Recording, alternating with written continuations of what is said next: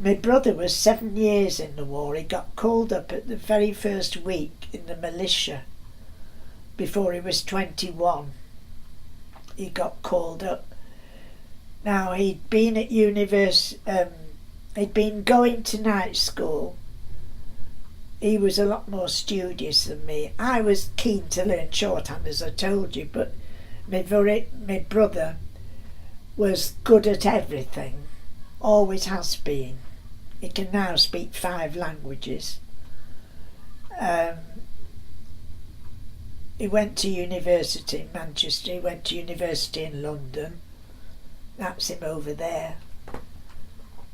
And he's been working for Ministry of Defence until recently. Yes, he was called right up at the very beginning of the war, 1939, before he was 21.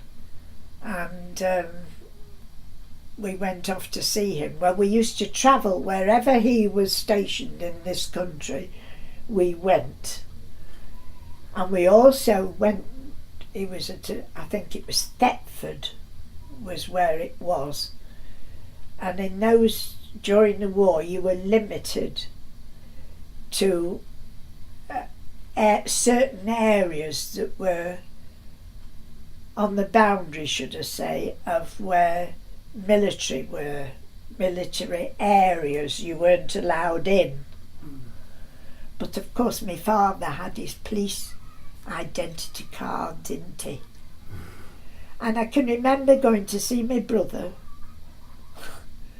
and we had, I think it was 6 or 7 of these zones you had to go through, where you weren't really supposed, you were on the borderline of whether you could go or not. It was up to the person that was on that, like Checkpoint Charlie, shall we say, used to, whether you could pass through, go on, carry on your journey. Well, we'd 21 miles to go in a taxi after we got off the train. 21 miles it ended up in a taxi. It must have cost my father a bomb. We kept on coming to all these zones. They kept on looking. My father brought his police identity card out, kept on handing it, and he said, well, all right, I'll let you through, but you may get stopped. Don't be surprised if you get stopped at the next one. And we went on and on and on till we got to where he was actually there. And he was a sergeant at the time, my brother. And when we got there was these bell tents, round ones, and I was a little girl, well, 11 or 12 I suppose, but I'd got 12 curls in those days, and I was sat there. They took us in a bell tent when we arrived. We said, they looked aghast at us when we arrived. They said, how have you got here? And my father just said, I don't know what he said, something funny, and we all laughed, you see. And then he brought his police thing out and showed them. He said, this is what's got us through.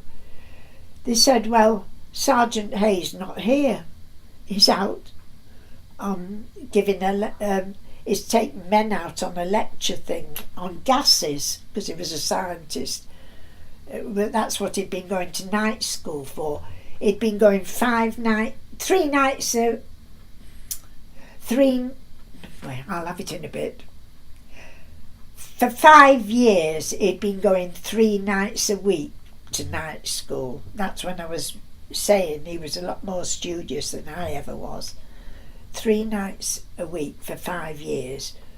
And he was a fortnight off sitting for his degree at the Tech.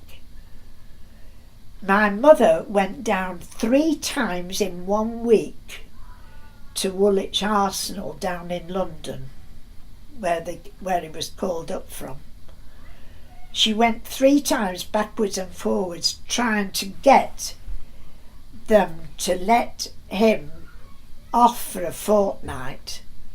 There was no, he was wanting to, do his duty. But all he wanted was a fortnight to sit for those exams. My mother broke her heart. They wouldn't let him off. You know, and she felt it for him. Because he'd done so much and only for the sake of a fortnight. And she even got a letter from the tech to say that he was got a brilliant brain. And there was no hesitancy that he wouldn't pass. They said he'll pass with honours, there's no doubt about it. He's the cleverest student we've got. And they wrote this letter for my mother to take down to London. And they said if he's that clever, we can make good use of him. That was their reply. And we travelled, you know, backwards and forwards, as I say. My mother idolised him. No more. I mean, she idolised me as well. He wasn't a favourite. But I can realise now how she must have felt. And so he was called up in the very, very first lot in the war. And he was gone for 7 years. February was 1946 he was demobbed.